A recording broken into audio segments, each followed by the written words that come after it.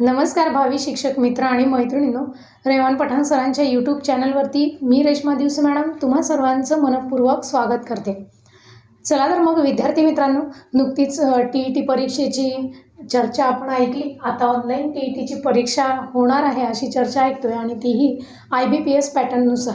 याआधी मी मानसशास्त्र या विषयाचा डेमो या चॅनलवरती आपण अपलोड केलेला होता, तो तुम्ही पाहिला देखील असेल। TET परीक्षेसाठी म्हणजे जे नव्याने TETची एक्झाम देणार आहेत आत्ता D.Ed. B.Ed. धारक ज्यांना आता आपण जाणतोच आहे की TETची परीक्षा दिल्याशिवाय त्याच्यामध्ये पात्र असल्याशिवाय आपण टेट परीक्षा देऊ शकतो, परंतु टेट परीक्षेच्या स्कोअरचा आपल्याला काही उपयोग होत नाही। म्हणून TET किंवा CTET हे जे परीक्षा आहेत या कंपल्सरी आपल्याला पात्र होणं गरजेचं आहे। मग आपण TETचा निकाल पाहता पाठीमागचा अगदीच टक्का फारच कमी आहे याचा। अगदी परीक्षा तशी काही फारशी अवघड नसते, परंतु बऱ्याच दिवसांचा या सिलेबसची गॅप असल्यामुळे कदाचित या परीक्षेमध्ये पास होणाऱ्यांची संख्या काही प्रमाणात कमी असलेली दिसून येते। हरकत नाही, आपण तयारी करायची। जिथे आपण उभे आहोत म्हणजे आपण जर एक्झाम देणार आहोत ना, तर मी नक्की पास होईल आणि नक्कीच मला याच्यामध्ये यश मिळेल हा कॉन्फिडन्स घेऊनच आपल्याला प्रत्येक परीक्षेसाठी उतरायचं असतं आणि नक्कीच यश मिळत असतं।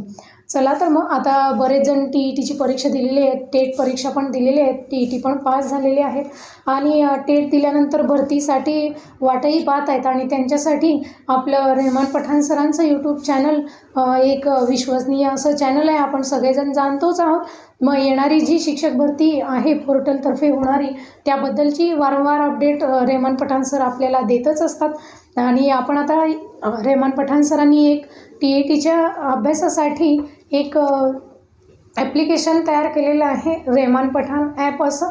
ते प्ले स्टोअरवरून डाउनलोड करायचं आहे आणि त्याच्यामार्फत आपण हे TETचे ऑनलाईन क्लास घेणार आहोत। याआधी पण TETची बॅच घेतली आहे, पोलीस भरती घेतली, टेट पण घेतलेली आहे आणि अगदीच विद्यार्थ्यांना बऱ्यापैकी यश या बॅचच्या माध्यमातून मिळालेलं आहे। सर्वच विषयांचे वेगवेगळे शिक्षक त्या विषयांचं अध्यापन किंवा मार्गदर्शन करण्याचं काम करत आहेत। आपण मराठीचा डेमो देखील पाहिला असेलच, त्यानंतर मानसशास्त्राचं पण पाहिलं असेल। आज मी तुमच्यासमोर उभी आहे गणित या विषयाचं मार्गदर्शन करण्यासाठी। TET परीक्षेचा गणित नेमका असतो कसा यासाठी आता बघा, पेपर 1 आणि पेपर 2 ज्यांचा पेपर 2साठी स्पेशल मॅथ सायन्स आहे त्यांच्यासाठी पण कोणते टॉपिक आहेत आणि पेपर 1ला सुद्धा गणित आहे आणि तो कोणत्या पद्धतीनं। आता मार्कांचा क्रायटेरिया जो आपण बघतोय की प्रत्येक वेळीच सांगितलं आहे, आता मी त्याच्यामध्ये वेळ घालवणार नाही आहे, किती विषय आहेत, किती मार्क आहेत वगैरे। आता राहिला प्रश्न IBPS पॅटर्नचा, तर पॅटर्न वगैरे असं काही म्हणजे IBPS हे म्हणजे फार हार्ड आहे असं काही भाग नाही आहे। आपण इथेच घाबरून जातो। माझ्या माहितीनुसार आपण आपली सकारात्मकता किंवा आपली तयारी अशी ठेवायची, पॅटर्न कोणताही असू दे, मी माझा अभ्यासाचा पॅटर्न वेगळाच आहे आणि मी तो करणार आहे आणि तुम्ही कोणत्याही पॅटर्नने एक्झाम घ्या, आम्ही त्याच्यामध्ये पास होऊन दाखवूच किंवा आम्ही चांगले गुण मिळवून देखील दाखवू। चला मग आपण गणित या विषयाबद्दल बोलायला सुरुवात करूया। आणि अजूनही जर का कोणी नव्याने या चॅनलवरती असेल, नव्याने जर चॅनल पाहत असाल, तर TETच्या आणि शिक्षक भरतीच्या संदर्भातील अतिशय विश्वसनीय माहितीसाठी लगेचच चॅनलला सबस्क्राईब करून घ्या। चला मग सुरुवात करूयात। मी पेपर 1 आणि पेपर 2चा सुरुवातीला सिलेबस सांगणार आहे तुम्हाला। आता बघा, कुठेही IBPS पॅटर्ननुसार एक्झाम होणार आहे, मग त्यांचा हा अभ्यासक्रम आहे असं काही कुठेही परिपत्रक किंवा कुठल्याही पद्धतीची रीतसर अशी माहिती एक्सप्लेनेशन आणखी त्यांच्याकडून आलेलं नाही आहे की तुम्हाला हेच करायचं आहे तेच करायचं आहे। परंतु पाठीमागच्या एक्झाम जर पाहिल्या, IBPSने घेतलेल्या सुद्धा एक्झाम जर पाहिल्या, तर कुठल्या टॉपिकला महत्त्व दिलेलं आहे त्यांनी।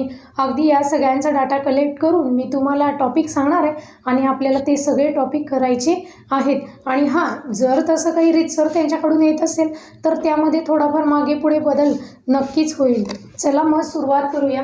IBPS पॅटर्न आपल्याला माहिती आहे, हे बँकिंगचे एक्झाम घेणारी कंपनी आहे आणि त्याच्यामध्ये देखील कुठल्या प्रकारचे प्रश्न येत आहेत। मागची टेट एक्झाम पण IBPSकडून झाली, असं काही विशेष नाही आहे, हार्ड एक्झाम्पल येत नाही आहेत त्याच्यामध्ये।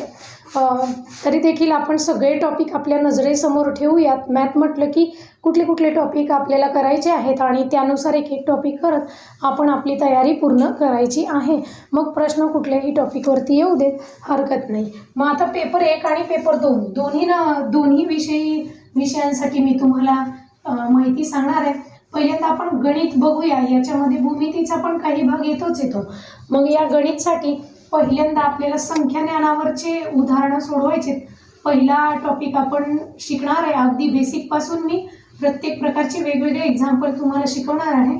पहिला घेतोय आपण संख्या ज्ञान। कुठल्याही प्रकारची सूत्र वगैरे पाठ करण्याची गरज नाही आहे, अगदी शॉर्ट ट्रिक्सनुसार आपण या सगळ्या सिलेबसचा अभ्यास करणार आहे। आणि व्हिडिओच्या शेवटी जाता जाता मी तुम्हाला काही पुस्तकांची नावं देखील सांगेल, जेणेकरून ती पुस्तकं वापरली तरी हरकत नाही आहे। संख्या ज्ञान या टॉपिकमध्ये संख्यांचे सगळे प्रकार शिकायचेत। नैसर्गिक संख्या, पूर्ण संख्या, पूर्णांक संख्या, मूळ संख्या, सम, विषम, त्रिकोणी संख्या आणि त्याच्यावरचे काही उपयोजनात्मक म्हणजे शाब्दिक जी उदाहरणं येतात ना, ती उदाहरणं आपल्याला शिकायची आहेत। त्यानंतर विभाज्यतेच्या कसोट्या हा भाग जो आहे तो पेपर 1 साठी आहे। विभाज्यतेच्या कसोट्या, आता इथे काही कसोट्या वगैरे पाठ करत बसायच्या नाही आहेत। विभाज्यतेच्या कसोट्या हा एक टॉपिक आहे जरूर। या संख्येला या संख्येने निश्चित भाग जाण्यासाठी वगैरे असे काही प्रश्न येतात। मी ते प्रत्यक्षात जेव्हा टॉपिक घेणार आहे तेव्हा सांगणार आहे, कारण गणिताचे अनेक टॉपिक आहेत। प्रत्येक टॉपिकची माहिती एका व्हिडिओच्या माध्यमातून देता येणं सोयीचं जावं। विभाज्यतेच्या ज्या कसोट्या आहेत त्या सगळ्या कसोट्या पाठ करायची गरज नाही आहे, ट्रिकनुसार आपण सोडवू शकतो आणि त्या ट्रिक्स प्रत्यक्ष लेक्चरमध्ये शिकवल्या जाणार आहेत। तिसरा महत्त्वाचा वर्ग आणि वर्गमूळ पेपर 1 वाल्यांसाठी हे टॉपिक आहेत। पेपर 2 मध्ये पण वर्गमूळवरती प्रश्न येतात, परंतु थोडेसे लेंदी क्वेश्चन आलेले दिसून येतात। वर्गमूळ, त्यानंतर घन आणि घनमूळ मी तुम्हाला पुढे जाऊन सांगणार आहे की शॉर्ट ट्रिक्सनुसार कितीही मोठी संख्या दिली तर त्याचं वर्ग कसा करायचा, घन कोणत्या पद्धतीने करायचा आणि घनमूळ आणि वर्गमूळ काढण्याची काही ट्रिक्स सुद्धा सांगणार आहे। समजा 5 ते 6 अंकी जरी संख्या तुम्हाला दिली असेल तरी पण अगदी वेळ वाया न घालवता शॉर्ट ट्रिक्सने कसं घनमूळ काढायचं ते पण मी तुम्हाला शिकवणार आहे। घातांक हा टॉपिक पेपर 1 आणि 2 दोन्हींसाठी तितकाच महत्त्वाचा आहे। घातांकवरचे बरेचसे प्रश्न येताना दिसत आहेत, त्यासाठी असणारे घातांकांचे नियम जर लक्षात ठेवले तर आपल्याला हा टॉपिक लगेचच समजणार आहे किंवा फास्ट उदाहरणं सोडवण्यासाठी मदत देखील होणार आहे। त्यानंतर आपण पुढचा टॉपिक घेणार आहोत अपूर्णांक। आता याच्यामध्ये मात्र अपूर्णांकाचे खूप सारे प्रकार आहेत। मग तिथं अपूर्णांकांच्या प्रकारांचा पण वेगवेगळा अभ्यास आपल्याला करायचा आहे। साधा अपूर्णांक, व्यवहार्य अपूर्णांक, दशांश अपूर्णांक आणि त्याच्यावरची येणारी काही शाब्दिक उदाहरणे वगैरे ते आपल्याला अभ्यासायचे आहेत। अपूर्णांक झालं की लसावी आणि मसावीवरती पण उदाहरणे येतात। पेपर 1 साठी देखील आहे आणि पेपर 2 साठी पण आहे लसावी आणि मसावी हा टॉपिक। बघा पुढे जाऊन लसावी मसावीचा अभ्यास झाल्यानंतर आपल्याला सरासरी हा एक टॉपिक आहे। बघा मी माझ्या माहितीनुसार याआधी पाहिलेल्या क्वेश्चन पेपरमधून मॅथमधले कुठले टॉपिक आपल्याला करायला हवे हे तुम्हाला सांगते आहे। IBPS पॅटर्नवाल्यांनी वगैरे अजून कोणत्याही प्रकारे असं डिक्लेअर केलं नाही आहे की तुम्ही पहिले संख्याज्ञानच वाचा, घातांक वाचा, अपूर्णांक वाचा, असं काही नाही आहे। परंतु आपण क्रमाने सगळ्या टॉपिकचा आणि सगळ्या प्रकारांचा अभ्यास करायचा आहे। मग आता ही जी माहिती आहे की मी टॉपिक का सांगते तर आपण सगळे एकत्रित टॉपिक जर कलेक्शन करून ठेवलं की नावं लिहून ठेवली तर प्रत्येक टॉपिकची तयारी एक आपल्याला पूर्ण करत जायची आहे त्यासाठी। त्यानंतर बघा सरासरीनंतर समीकरणे हा एक महत्त्वाचा पॉईंट आपल्यासमोर येतो। या समीकरणांमध्ये खूप सारे प्रकार आहेत। पेपर 1 आणि पेपर 2 दोन्हींसाठी समीकरणे हा मुद्दा आहेच आहे। मग या समीकरणांमध्ये रेषीय समीकरणे, एकचल समीकरणे आहेत, 2 चलातील रेषीय समीकरणे आहेत, त्यानंतर नित्य समीकरणे आहेत, एक सामायिक समीकरणे आहेत। या सगळ्या समीकरणांचा आपल्याला अभ्यास करायचा आहे। त्यानंतर पुढे जाऊन वयवारी हा एक मुद्दा आपल्याला शिकायचा आहे। 2 किंवा अधिक व्यक्तींच्या वयांची तुलना केलेली असते, यामध्ये हा वयवारी टॉपिक देखील आपल्याला करायचा आहे। त्यानंतर पुढे बघा नफा तोटा हा पण एक टॉपिक आहे जो की पेपर 1 आणि पेपर 2 दोन्हींसाठी तितकाच महत्त्वाचा आहे, नफा तोटा। त्यानंतर पुढचा आहे बघा टॉपिक तो म्हणजे शेकडेवारी आहे। शेकडेवारी नंतर शेकडेवारीमध्ये पण वेगवेगळे प्रकार आहेत, त्या वेळी आपण ते डिटेल्समध्ये शिकवणार आहोत. प्रत्येक प्रकारच्या उदाहरणांचा सराव घेणार आहोत. आता तुम्ही म्हणाल शेकडेवारी नफा तोटा आहे, पेपर 1ला पण आहे, 2ला पण आहे, मग नक्की फरक काय आहे? आता ज्यांनी आधी एक्झाम दिली आहे त्यांना बऱ्यापैकी याची माहिती असेल, पण जे नव्याने एक्झाम देणार आहेत घाबरून जाण्यासारखं काहीच कारण नाही आहे. थोडेसे प्रश्नांचे प्रकार बदललेले असतात. पेपर 1चे प्रश्न आणि 2चे प्रश्न यांच्यामध्ये थोडंसं पेपर 2चे प्रश्न थोडेसे डीप क्वेश्चन विचारलेले असतात आणि काही हरकत नाही आहे. प्रकार कुठलाही येऊ द्या, आपण सर्वच प्रकारांची तयारी करणार आहोत. अगदी सोप्यापासून कठीणाकडे हे सूत्र वापरून आपण पुढे जाणारच आहोत. त्यानंतर बघा बहुपदी पण येतात, बहुपदीवरती पण प्रश्न येतात, यांची देखील तयारी आपल्याला करून घ्यायची आहे. त्यानंतर पुढे जाऊन बहुपदी नंतर गुणोत्तर प्रमाण आहे, सरळ व्याज, चक्रवाढ व्याज आहे. गुणोत्तर प्रमाण हा एक टॉपिक आपल्याला अभ्यासायचाच आहे. त्यानंतर पुढे सरळ व्याज, चक्रवाढ व्याज, सरळ व्याज आणि चक्रवाढ व्याज. बघा आपण काय करतोय, हे सगळे टॉपिक जेव्हा आपल्या डोळ्यासमोर असतं, आपण प्रत्येकदा शिकतो. कोणत्याही गोष्टीचं ज्यावेळेस आपण प्री प्लॅन करतो तेव्हाच ते अगदीच यशस्वी होतं आणि आपला गोंधळ देखील उडत नाही. म्हणजे आयत्या वेळी परीक्षेच्या वेळी काय होतं की बरेच जण टेन्शन घेतात आणि मॅथ्सचा विषय असा असतो की बऱ्याच जणांचा काही दिवसांपासून या सिलेबसशी आपला गॅप पडलेला असतो. कारण जवळपास इयत्ता 10वी नंतर बऱ्यापैकी यातले बरेचसे टॉपिक आपल्याला अभ्यासक्रमामध्ये नसतात. मग आपला गॅप पडल्यामुळे आपण थोडेसे गोंधळून जातो. म्हणून आपण काय करतोय तर एक नियोजित असावं की मला एवढी तयारी करायची आहे. घाबरून जाण्यासारखं काहीच नाही आहे. फक्त नियोजन आपल्या डोळ्यासमोर असेल तर ते यशस्वी होईल. म्हणून आपण या टॉपिकची नावं आपल्यासमोर लिहून ठेवणार आहोत आणि त्यानुसार तयारी पण करणार आहोत. सरळ व्याज, चक्रवाढ व्याजचा अभ्यास आपल्याला करायचे. त्यानंतर भागीदारी, सरळ व्याज, चक्रवाढ व्याज जो दिलेला आहे याच्यामध्ये पण तुम्हाला काही सूत्र वगैरे पाठ करत बसायची गरज नाही आहे. उदाहरण समजून घेतल्यानंतर आपण ते अगदी वेगात सोडवू शकणार आहोत. बाकी आपल्याकडे पर्याय कट नावाची एक मेथड तर असतेच आहे. पर्यावरून ज्यावेळेस आपण बरेचसे टॉपिकमध्ये पर्यावरून देखील उत्तरं आपल्याला काढता येत आहेत. भागीदारीनंतर काळ, काम, वेग हा एक अतिशय महत्त्वाचा असणारा टॉपिक आहे. पेपर 1लाही आहे तो आणि पेपर 2साठी तर अगदी विशेष महत्त्वाचा. काळ, काम, वेग हा एक टॉपिक आहे. हा आला की याच्या जोडीला वेग, वेळ, अंतर हा टॉपिक येतोच. वेग, वेळ आणि अंतर. मग बऱ्याचशा प्रकाशनांच्या पुस्तकांमध्ये वगैरे आपण काय पाहतो तर वेग, वेळ आणि अंतर याच्यासाठी खूप सारी सूत्र दिलेली आपण पाहतो. एक प्रकार घेतला त्या प्रकारसाठी एक सूत्र, दुसरा प्रकार आला दुसरं सूत्र, तिसरा प्रकार आला तिसरं सूत्र. आणि मी आधी सांगितलं आपल्याला कुठल्याही प्रकारची गोकणपट्टी सूत्र पाठांतर करायचं नाही. एकच फक्त ट्रिक्स वापरून आपण वेग, वेळ आणि अंतर यातले सगळे प्रकार सोडवू शकणार आहे. आणि त्याचा देखील डेमो लेक्चरमध्ये मी काही उदाहरणं देखील तुम्हाला त्या पद्धतीने सोडवून दाखवणारच आहे. आणि बऱ्याच वेळा हे पण प्रश्न आलेले आपण पाहतोय, पाण्याची टाकी आणि नळ याच्यावरची उदाहरणं देखील येत आहेत. आणि प्रत्यक्ष काही उदाहरणं मी सोडून दाखवणारच आहे यावरचं पण तुम्हाला, त्यामधून तुम्हाला निश्चित अंदाज येऊनच जाईल. पाण्याची टाकी आणि नळ हा पण टॉपिक आपल्याला अभ्यासायचा आहे. रेल्वेवरची उदाहरणं याच्यावरचं बघा एखाद दुसरंच उदाहरण येतं परंतु आपल्याला ते अभ्यासावं तर लागणार आहे. रेल्वेवरील काही उदाहरणं आपल्याला शिकायचे. त्यानंतर बोट आणि पाण्याचा प्रवाह, इयत्ता 10वीच्या सिलेबसमध्ये बोट आणि प्रवाह यावरचे एक्झाम्पल येत आहेत बोर्ड एक्झामसाठी. त्यामुळे बघा आपल्या स्पर्धा परीक्षेमध्ये देखील, आपल्या TETच्या एक्झाममध्ये देखील याचा समावेश आहे. पुढे बघा त्रिकोणमिती हा एक धडा आहे.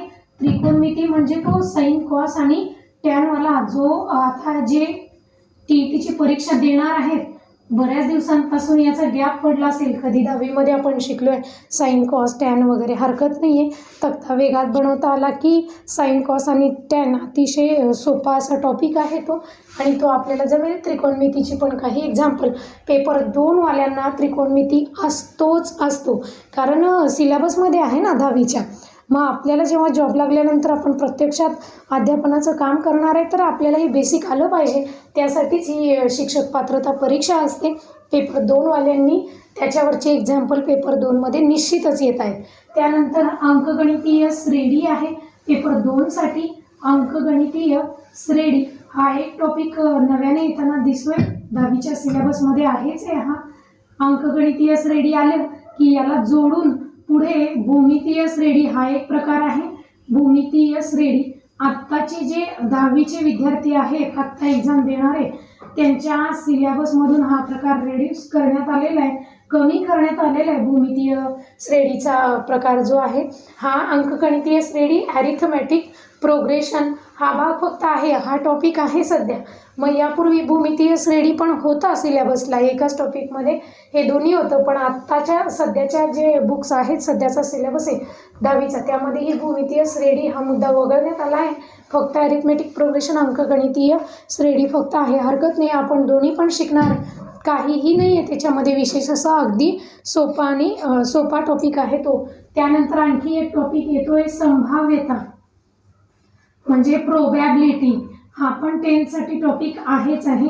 संभाव्यता सांगण्याचा टॉपिक आहे आपल्याला आणि तो आपल्याला सोडवायचा आहे. त्याच्यावरची उदाहरणं देखील आपण खूप सारी सोडवणार आहोत. जसं की एका पिशवीमध्ये काही निळे चेंडू आहेत, काही काळे चेंडू आहेत, काही लाल आहेत आणि त्याच्यावरून बरेचसे प्रश्न विचारले जातात. तर फक्त लाल निघण्याची संभाव्यता सांगा, अशा पद्धतीने आणि अगदी डिटेल्समध्ये शिकवलं जाईल. उलट बाकी सर्व टॉपिकपेक्षा अतिशय सोपा टॉपिक, ज्याच्यासाठी काहीही वेगळं करावं लागत नाही, लगेचच हा टॉपिक आपल्या लक्षात येणार आहे. त्यानंतर बऱ्याचदा आपण मिश्रणे नावाचा एक प्रकार जो आहे, मिश्रणांवरती उदाहरणे येताना पाहतोय. अगदी माझ्या माहितीनुसार, म्हणजे मी जेव्हा स्वतः मॅथमॅटिकच्या काही नोट्स वगैरे तयार केल्या त्याच्यासाठी आणि स्पर्धा परीक्षांच्या काही क्वेश्चन पेपर जर पाहिल्या, तर गणितचा आपला इतका अभ्यास असावा म्हणून हे जे काही टॉपिक आहेत हे ऑलरेडी लिहून ठेवलेले होते आणि तेच मी आत्ता तुम्हाला सांगितले आहेत. इतके टॉपिक आपल्याला गणितसाठी, म्हणजे बीजगणितचा जो भाग आहे त्याच्यासाठी करायचे. मी एका मिनिटात रिपीट करणार आहे. आता तुम्हाला वाटेल, मॅडम तुम्ही तर इतके टॉपिक सांगितले, 25 टॉपिक, किंवा असं कुठं आहे का, आम्हाला रीतसर दाखवून द्या. मी आधीच सुरुवातच करताना केली होती की IBPS कडून कोणत्याही प्रकारचं परिपत्रक किंवा कोणत्याही प्रकारचा सिलेबस आणखी डिक्लेअर झालेला नाही आहे. परंतु आपल्या TETमध्ये गणित हा विषय असतो आणि आपल्याला सर्व प्रकारची उदाहरणं सोडवता आली पाहिजेत. मग गणित जो आहे, बीजगणित जो आहे, त्याच्यामध्ये हे महत्त्वाचे टॉपिक आहेत म्हणून आपण एक आराखडा आपल्यासमोर लिहून ठेवला. आता जर इथून पुढे येणाऱ्या माहितीमध्ये जर IBPS वाल्यांनी सेपरेट काही अभ्यासक्रम डिक्लेअर केला तर आपले रेमन पठाण सर लगेचच आपल्यापर्यंत ते पोहोचवण्याचं काम करत असतात. त्यानुसार याच्यामध्ये थोडेफार चेंजेस जरूर होतील.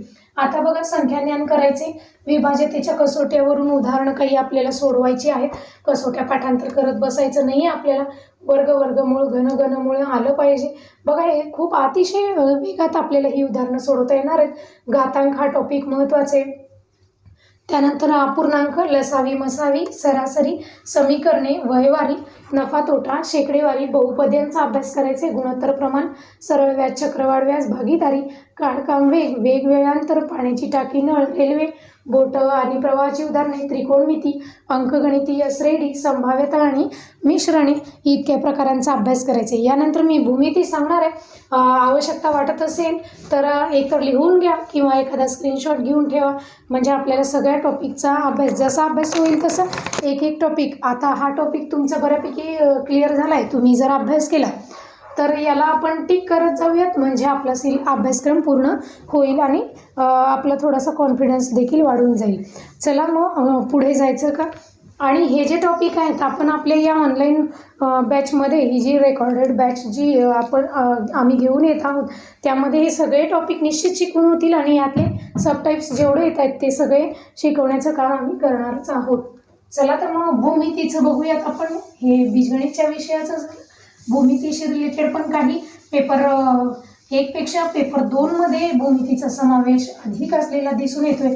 पेपर 1 मध्ये पण काही उदाहरणे आहेत भूमितीशी रिलेटेड. चला मग आपण भूमितीचं बघूयात. भूमितीशी रिलेटेड कोणकोणती उदाहरणं आहेत ते.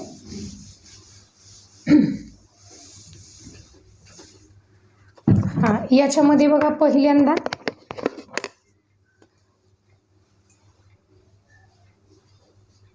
भूमिती बघूया.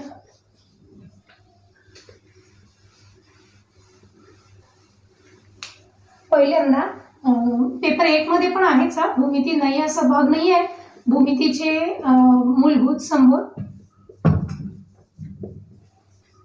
पहिला मुद्दा, भूमितीचे मूलभूत संबोध म्हणजे हे अगदी बेसिक आहे. यात काय आहे मूलभूत संबोधमध्ये, म्हणजे बिंदू म्हणजे काय, रेषा, किरण वगैरे या विषयाची थोडीशी माहिती आहे, ती आपल्याला शिकायची आहे.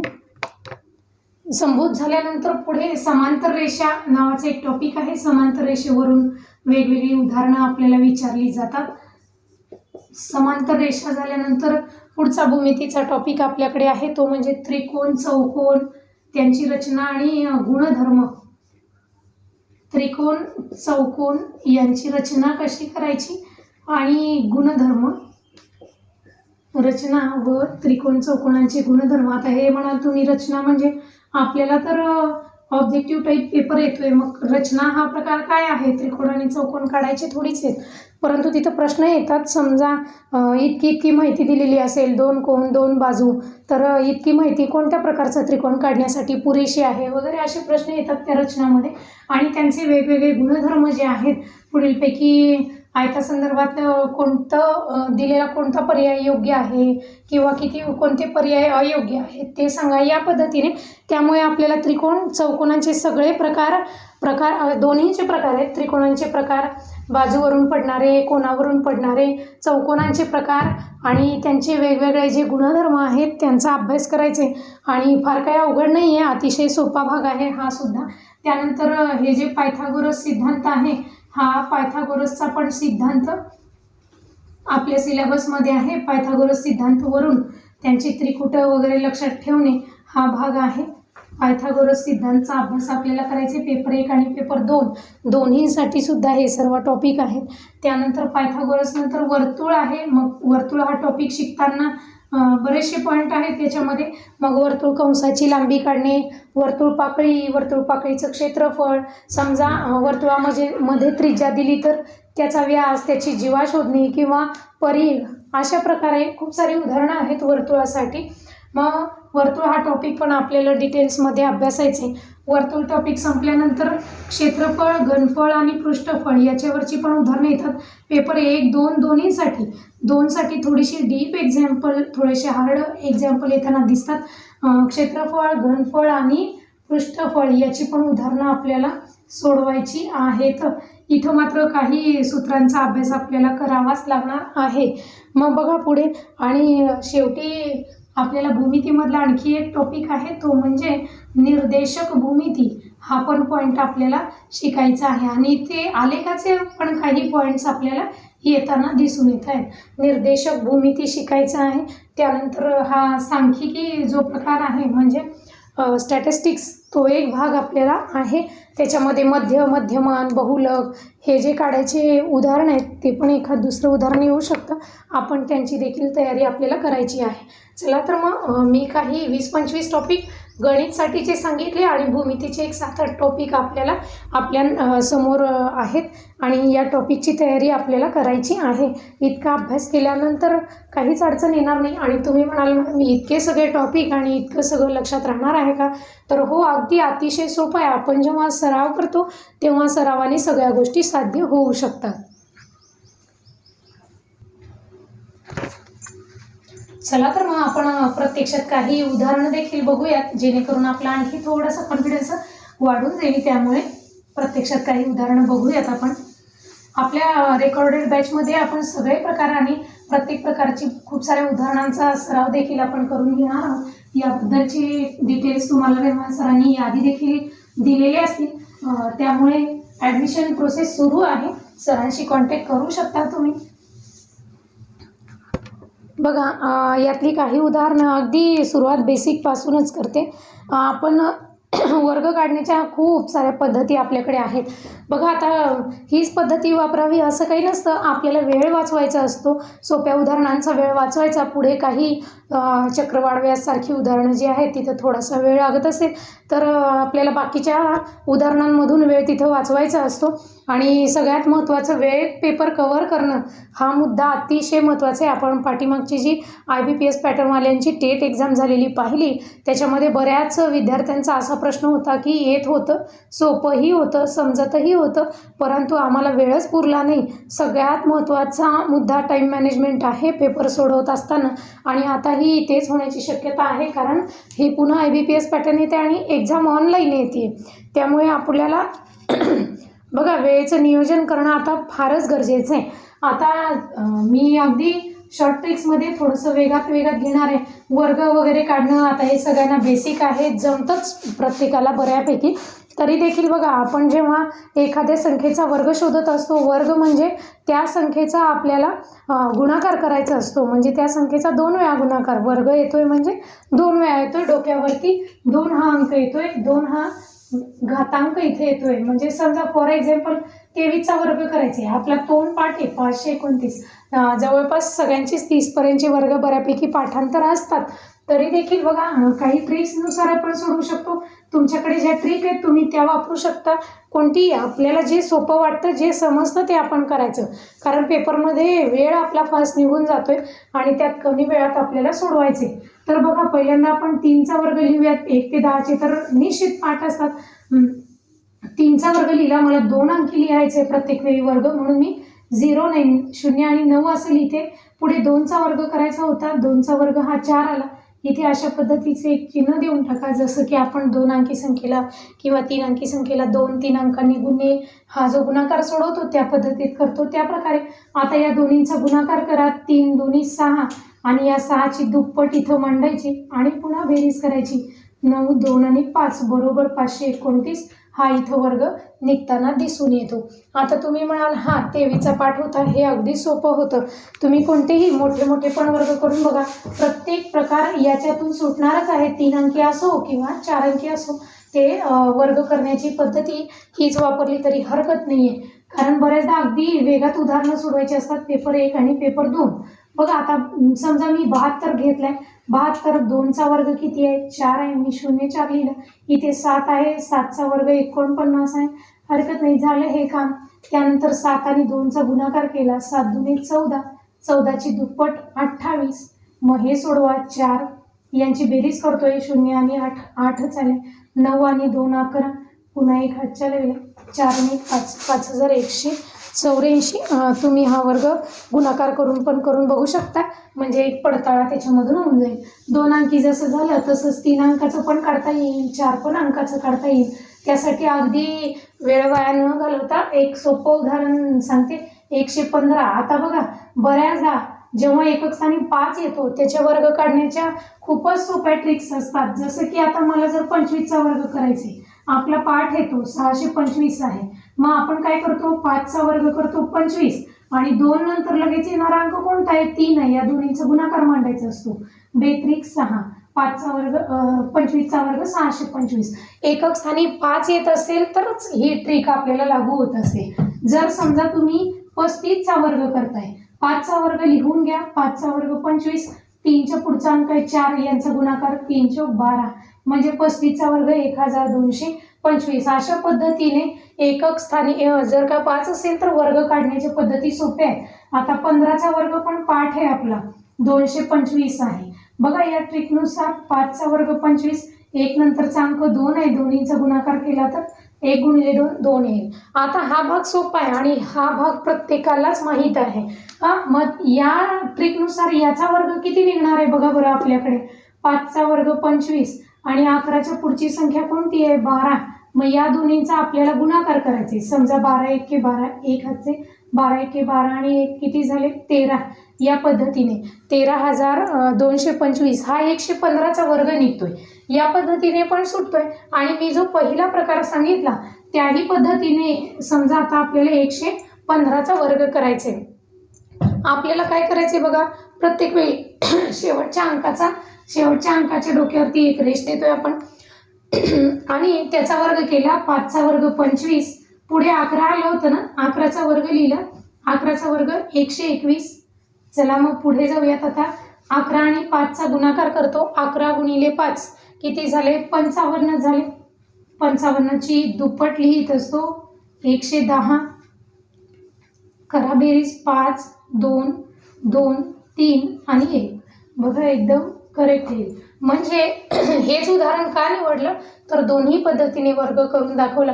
मग अशा पद्धतीने किती अंकी जरी संख्या आल्या तरी तुम्ही त्या ट्रिकनुसार वर्ग काढू शकता. आणि वर्ग काढण्याच्या खूप साऱ्या पद्धती खूप साऱ्या पुस्तकांमध्ये पण दिलेल्या आहेत आणि तुम्ही आधी पण अभ्यासला असेल, कारण हे अगदीच बेसिक आहे. हे प्रत्येकालाच इथं अगदी 5वी 8वी स्कॉलरशिपचा अभ्यास करणाऱ्या विद्यार्थ्यांच्या पुस्तकात सुद्धा अशा वर्ग काढण्याच्या खूप सारे ट्रिक आहेत आणि त्यांना देखील ते येत आहेत. आपल्याला जी पद्धत येते आणि जी सोपी वाटते त्या पद्धतीनं जायचं आहे आपल्याला पुढे. आता वर्ग आणि घन काढणे हे अतिशय सोपं आहे. मी काही वर्गमूळ आणि घनमुळाची उदाहरणे घेणार आहे. वर्गमूळ आणि घनमूळ दोन्ही प्रकार थोडंसं घेणार आहे. त्यानंतर आणखी काही उदाहरणे आपण महत्त्वाची घेतच जाऊयात. आता इकडे बघा आपल्याला काय करायचे, वर्गमूळ काढायचे. आता याआधी उदाहरण आपण काय घेतलं, 23चा वर्ग काढला 529. आता आपण पुढे जाऊयात. समजा 529चंच वर्गमूळ सांगते. आता हे आपलं पाठ आहे, 23च येणार आहे, पण ट्रिकनुसार आपण बघणार आणि करेक्ट आलं की आणखी काही अवघड उदाहरणे म्हणजे थोड्याशा मोठ्या संख्या याच्यामध्ये आपण घेणार आहोत. आता बघा शेवटचा अंक विचारात घ्यायचा. शेवटचा अंक इथं कुठला दिलाय? एकक स्थानी 9 दिलाय. पण वर्गमूळ म्हटले, वर्ग म्हणजे एका संख्येचा 2 वेळा गुणाकार असतो, म्हणून शेवटच्या दोन्ही संख्या विचारात घ्यायच्या. 29 याला मी अंडरलाईन करून ठेवलं.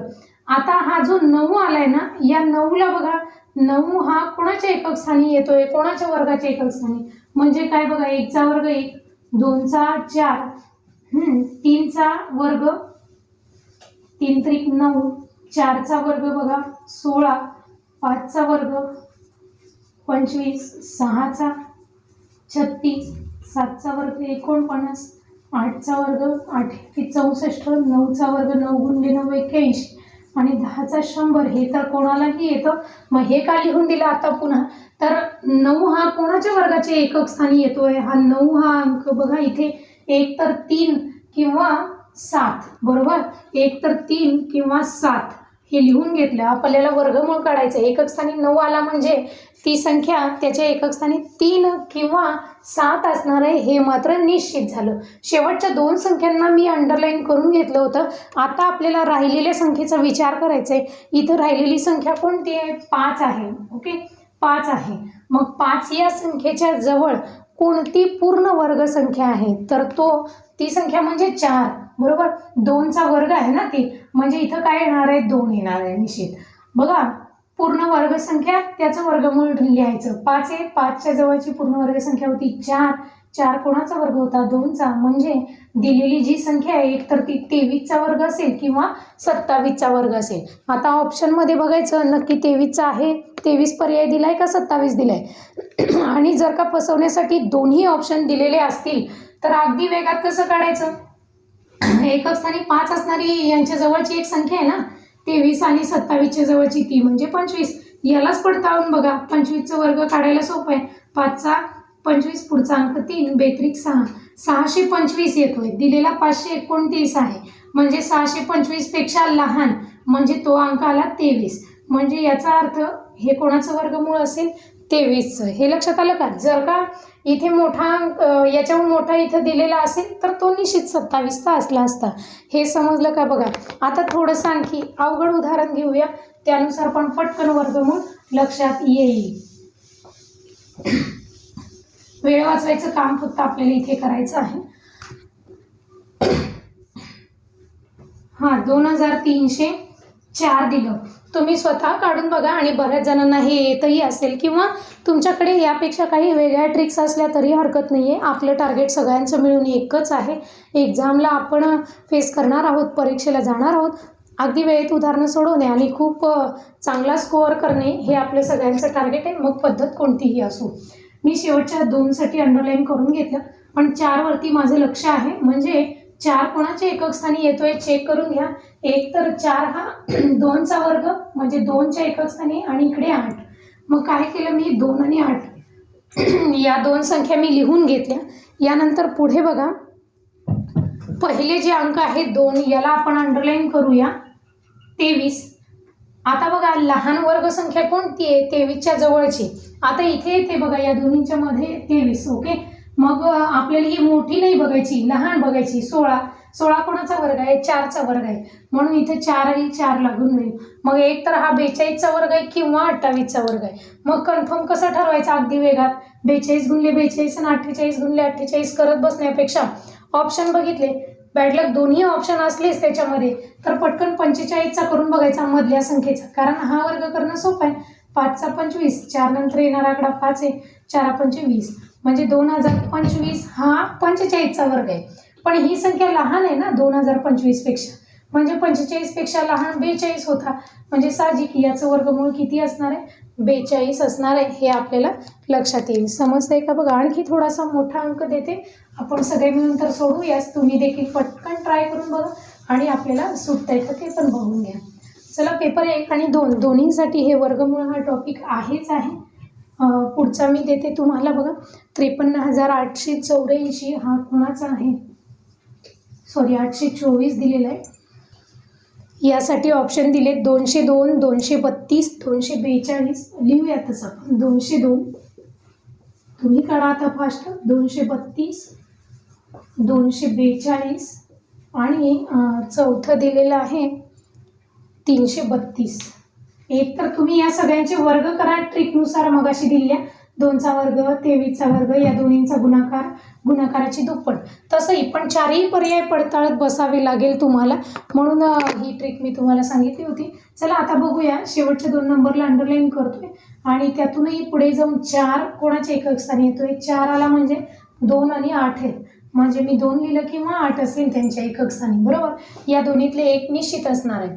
आता उरलेला जो आकडा आहे, कुठला आकडा इथे 538 आहे बघा, 538. 538च्या जवळची लहान वर्गसंख्या कोणती, तर ती 529 आहे. 529 ही याच्या जवळची लहान वर्गसंख्या आहे. 529 हा कोणाचा वर्ग आहे, तर तो 23चा आहे. आपल्याला बऱ्यापैकी 30 पर्यंतचे वर्ग पाठ असतात. 23चा मग येणारं उत्तर एकतर हा 232चा वर्ग असेल किंवा 238चा. मग ऑप्शन पाहिले 238 ऑप्शनच नाही आहे, हरकत नाही. चला, म्हणजे याचा अर्थ पटकन सुटलं 232 झालं. जर ऑप्शन दोन्ही असतील तर मी आधीच सांगितलं दोघांचा मध्य बघा 235चा वर्ग काढा, 5चा लेचा 23 गुणिले 24 करायचं, उत्तर आपल्याला सुटणार आहे. अशाच पद्धतीने आपण घनमूळ पण याच ट्रिकनुसार काढू शकतो. घनमुळाचं पण सांगते आणि त्यानंतर काही शाब्दिक उदाहरणं देखील घ्यायची आहेतच. चला मग पुढे जाऊया, घनमूळ पण सांगून देते, त्यानंतर पुढची उदाहरणं बघूया.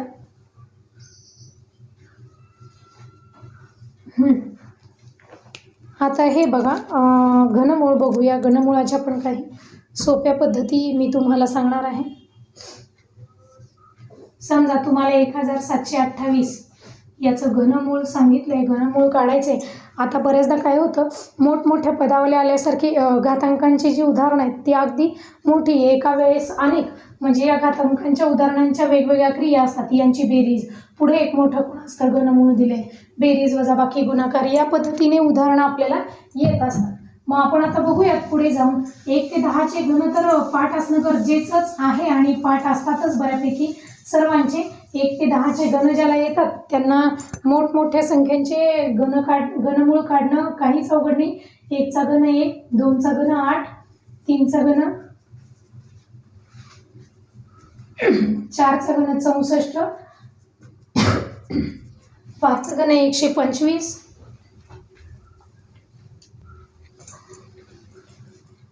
6चा घन 216, 7चा घन 343,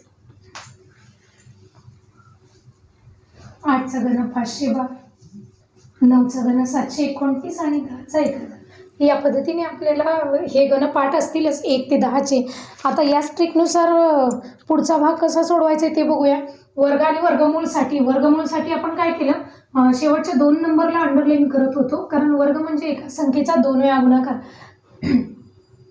आता घनमूळ येते आपण काय करूया, शेवटच्या 3 संख्येला अंडरलाईन करूया, कारण घन म्हणजे एका संख्येचा किती वेळा गुणाकार करतोय, 3 वेळा.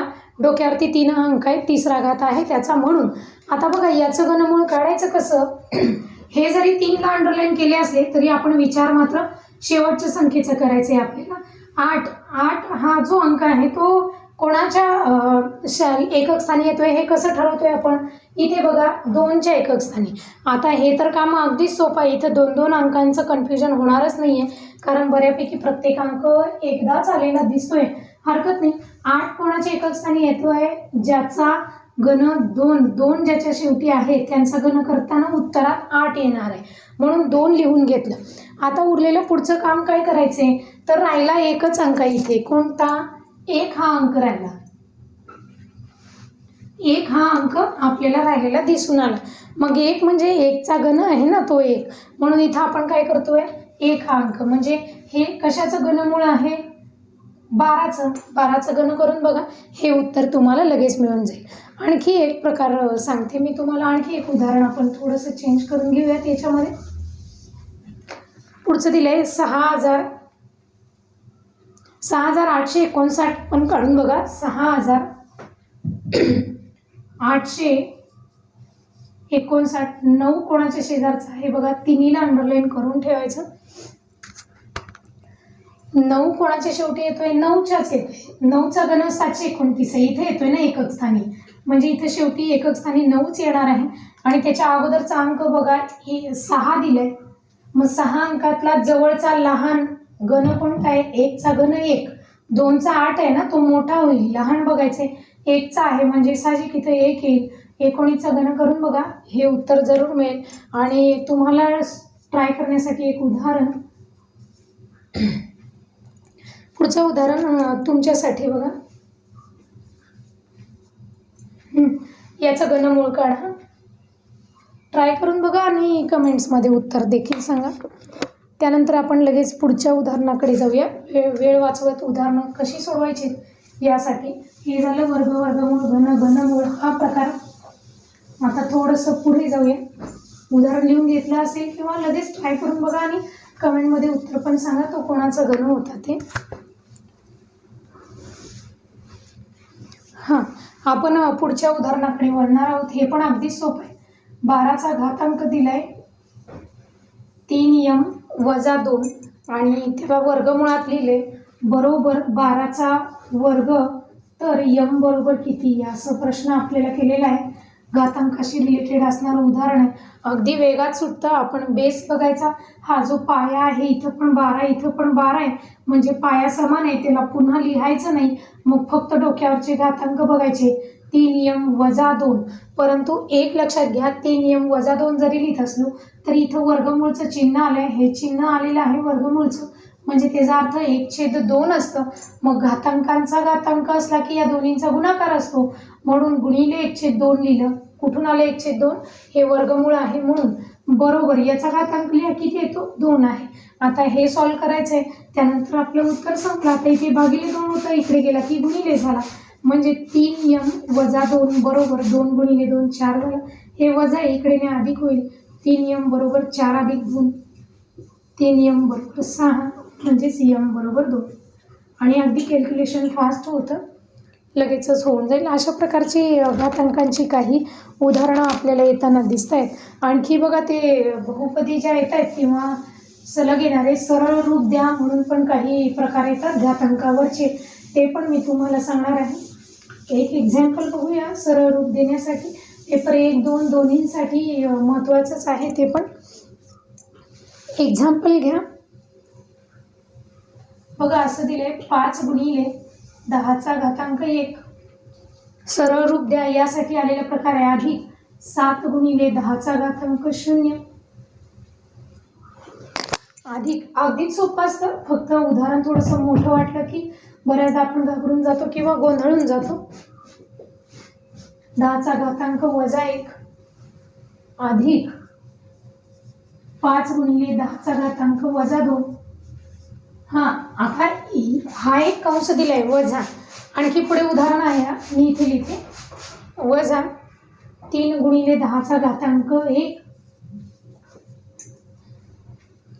अधिक 4 गुणिले 10चा घातांक 0 अधिक 5 गुणिले 10चा घातांक -2। बरोबर किती, याला सरळ रूप द्यायचं आहे, हे सोडवायचं आहे आपल्याला. काही नाही, अगदी सोपं आहे, लगेच होतं, फक्त दिसायला उदाहरण मोठं दिसतं, उत्तर सोपं आहे. पर्याय दिलेत 91.30, 33.2, 22.02 आणि 23.2 अशा पद्धतीचे. चला हरकत नाही, आपल्याला काही ऑप्शनची आवश्यकता नाही आहे, आपण लगेच सोडवू वेगात. आता इथे बघा 5 आणि 10चा घातांक 1 दिला आहे. 10चे 1 म्हणजे 10च असणार आहे, म्हणजे 5 गुणिले 10 किती झाले? 50. आधी आपण पहिला जो ब्रॅकेट दिलेला आहे तो सोडवू आणि मग दुसऱ्या ब्रॅकेटकडे वळू. अधिक बघा आता हे 7, 10चा घातांक 0 म्हणजे घातांकांचा नियम आहे ना, a⁻0 = 1, म्हणजे याचं उत्तर किती असतं? 1 असतं. मग 7 एके 7 अधिक आता बघा 2, 10चा -1 येतो, म्हणजे 1 पॉईंट फक्त आपल्याला द्यायचा असतो. म्हणजे ते कसं आहे बघा, आलेला अंक लिहा 2, 1 पॉईंट द्या आणि 0, का तर -1 दिलंय ना, म्हणून आपण या पद्धतीनं उदाहरण घेतलेलं आहे. हे बघा, मग 0.2 आलं प्लस अधिक आता किती दिलाय? -2 दिलाय, म्हणजे 2 घरं सोडून पॉईंट दिलेला असणार. दिलेला अंक लिहून घ्यायचा 5, 2 घरं सोडायचे म्हणजे अजून एक 0 लिहा, 0. बघा हे कळलं का? हे 2 समजते बघा, इथे सोडवले. एक अंक असेल आणि मायनस साईन असेल तर एक संख्या सोडून पॉईंट, 2 अंक होता मायनस साईन होतं म्हणून मी 2 संख्या सोडून इथे पॉईंट दिलेला आहे. आता पुढे बघा, पहिला ब्रॅकेट सोडवायचं आपलं काम संपलं. मग पुढे मायनस दुसराही ब्रॅकेट सोडवून घेऊ आपण. 3 आहे, 10चा 1 म्हणजे 10 आहे, 3 गुणिले 10 30 झाले. अधिक परत तेच, 10चा 0 म्हणजे 1 आहे, अधिक 4 अधिक इथं मात्र बघा बरं पॉईंट आता 10चा -2 आहे, 5 लिहून घ्या, 2 घरं सोडायचे. ओके, आता ही बेरीज वगैरे करून घ्या. इथे बघा 50 अधिक 7 57 अधिक 0.2 आणि 0.05. पटकन बेरीज करा, पॉईंट नाही म्हणून पॉईंट द्यायचे आणि 0 द्यायचे, फास्ट होतं. 5, 2, 7 आणि 5 यांची बेरीज किती आली? 57.25 आली. वजा यांचं पण करायचं आहे आणखी आपल्याला. 30 आहे ते, आणि 30 आणि 4 34 झाले, अधिक 0.05 पॉईंट नाही, पॉईंट द्यायचा, 0 वाढवायचे, फास्ट होतं. 34.05 आणि या दोन्हींची वजाबाकी करा. 57.25 आणि 34.05 23.20 उत्तर आपल्याला मिळणार आहे. पर्याय क्रमांक 3 सांगितलाच होता, चौथा होता 23.2. वजाबाकी करून बघा, 5 मधून 5 गेले 0, 2 मधून 0 गेले 2 राहिले, पॉईंटला पॉईंट, 7 मधून 4 गेले 3 राहिले, 5 मधून 3 गेले 2 राहिले. या पद्धतीनं अगदी वेगात उदाहरणं सोडवायची. असे घातांकांचे नियम समजले. आता बघा, दिसताना हे उदाहरण किती मोठं दिसलं होतं, परंतु किती फास्ट आणि सोपं उदाहरण घेतल्यासारखं वाटलं की नाही. म्हणजे कॅल्क्युलेशन अगदी वेगात पण आपलं पार पडलं. बऱ्याचदा आपण मोठी उदाहरणे बघितली की आधीच विचारात पडतो, काही माहिती इतकं मोठं उदाहरण आलं, हे होणार का? पण या उदाहरणांसाठी चा जो वेळ आहे तो अगदीच आपला वाचणार आहे. आपल्याला फास्ट कॅल्क्युलेशन करायचे आहे. मग घातांकांचे नियम समजले की ही उदाहरणं सोडवणं देखील तुम्हाला अतिशय सोपं जाणार आहे. बऱ्याचदा बघा कुठं प्रश्नांसारखे बरेचसे प्रश्न आपल्याला दिसून येतात. खूप सारे क्वेश्चन ॲक्च्युली घ्यायचेच होते मला याच्यामध्ये. आणखी एक उदाहरण बघा, सिरीजमध्ये येणारं. समजा 1/5 गुणिले 6 अधिक 1/6 गुणिले 7 या पद्धतीनं करत तुम्हाला सांगितलं आहे की या पद्धतीचेच किंवा या मालिकेतीलच पहिल्या 20 पदांची बेरीज काढा. पहिल्या 20 पदांची किती बेरीज येईल ते तुम्हाला विचारले. शॉर्टकट प्रश्न लिहिला मी, अगदी सोपा आहे. 1/5 गुणिले 6 पुढं काय असेल? 1/7 गुणिले 8, 1/8 गुणिले 9 या पद्धतीनं. आता हे काय करायचं, पहिल्या 20 पदांची बेरीज सांगितली ना, मग पहिल्यांदा अंशांची बेरीज करा. किती अंशांची बेरीज? 20 येईल का? तर सगळीकडे 1 1 1 किती वेळा घेतलाय? 20 पदांची बेरीज आहे ना, म्हणून वरती आपण अंशांची बेरीज लिहिली. त्यानंतर छेदातली ही पहिली संख्या लिहायची. बघा पुढे सांगते, छेदातली ही पहिली संख्या लिहायची. ती कोणती दिली आहे? 5 गुणिले लास्टची जी संख्या येणार आहे, शेवटचे जे पद येणार आहे त्या छेदातली दुसरी संख्या. आता शेवटचं पद कोणतं येणार आहे? पुढे जाऊन 20 ने पुढे जायचं आहे म्हणजे 25 येईल ना शेवटचं, गुणिले 25. समजतंय का? बघा मी पुन्हा रिपीट करते. 1/5 गुणिले 6, 1/6 गुणिले 7, 1/7 गुणिले 8 अशा पद्धतीने 20 पदांची बेरीज तुम्हाला करायची.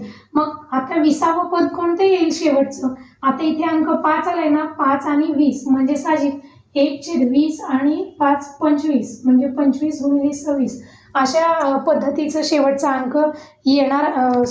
बघा शेवटचा अंक कोणता येणार आहे? 25वा. 25वी संख्या येणार आहे ना. इथे 5 आले, 20 पदांची बेरीज आहे. 5 आणि 20 किती झाले मग? 25. शेवटची संख्या जी आहे ती 25 येणार आहे, बरोबर. शेवटचा अंक छेदातला 25 येणार आहे. आपण काय केलं?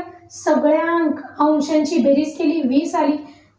छेदामधला पहिला अंक घेतला 5 गुणिले शेवटची जी संख्या येईल त्या शेवटच्या संख्येतला शेवटचा छेद घ्यायचा आहे, म्हणजे दुसरा अंक घ्यायचा आहे 25. 25 आलं कशावरून ठरवलं? पहिलं 5 होतं, 20 पदांची बेरीज करायची म्हणून 20 आणि 5 25 केले. आपण हे सोडवा. बघा आता छेदांचा गुणाकार करूया आणि हे उत्तर आपल्याला सुटणार आहे 125. याचं उत्तर काढा, पॉईंटमध्ये येईल 0.16. भागाकार करून बघा, उत्तर आपलं संपून जाईल. चला मग पुढे आणखी अशा प्रकारची खूप सारी उदाहरणं सोडवायची आहेत. 20 पैसे, 25 पैसे, 50 पैशांची समान नाणी घेतली तर 19 रुपयांमध्ये प्रत्येक प्रकारची किती नाणी येतील? हा पण एक बेसिक प्रकार आहे, तो पण आपल्याला घ्यायचा आहे. यासारखी खूप सारी उदाहरणं घ्यायची आहेत, पण वेळेअभावी आता मी इथे थांबणार आहे. आपण या पुढची उदाहरणं पुढच्या तासिकेला कंटिन्यू करूयात. जर का तुम्हाला TETची अशा पद्धतीचं मार्गदर्शनसाठी बॅच जॉईन करायची असेल तर रेहमान पठाण सरांशी संपर्क करा किंवा कमेंटच्या माध्यमातून तुम्ही कमेंट देखील करू शकता. तुम्हाला प्ले स्टोअरवरून रेहमान पठाण हे ॲप डाउनलोड करून घ्यायचं आहे आणि त्या ॲपच्या माध्यमातून तुम्हाला तुमचं ॲडमिशन पूर्ण होऊन जाईल. मग यामध्ये TETसाठी आवश्यक सगळ्या विषयांचं मार्गदर्शन त्या विषयांतले तज्ज्ञ शिक्षक तुम्हाला करणार आहे. मानसशास्त्र आणि गणित या दोन्ही विषयांची जबाबदारी, दोन्ही विषयाच्या अध्यापनाची आणि मार्गदर्शनाची जबाबदारी माझ्याकडे आहे. मराठी आहे, सामान्य विज्ञान आहे, समाजशास्त्र आहे, गणित आहे. पेपर 1, 2 दोन्हीसाठी सेपरेट तुम्हाला मार्गदर्शन केलं जाणार आहे. तर प्रवेश जर घ्यायचा असेल तर लवकरच आपला प्रवेश निश्चित करा. आजच्या पुरतं इथंच थांबते. धन्यवाद.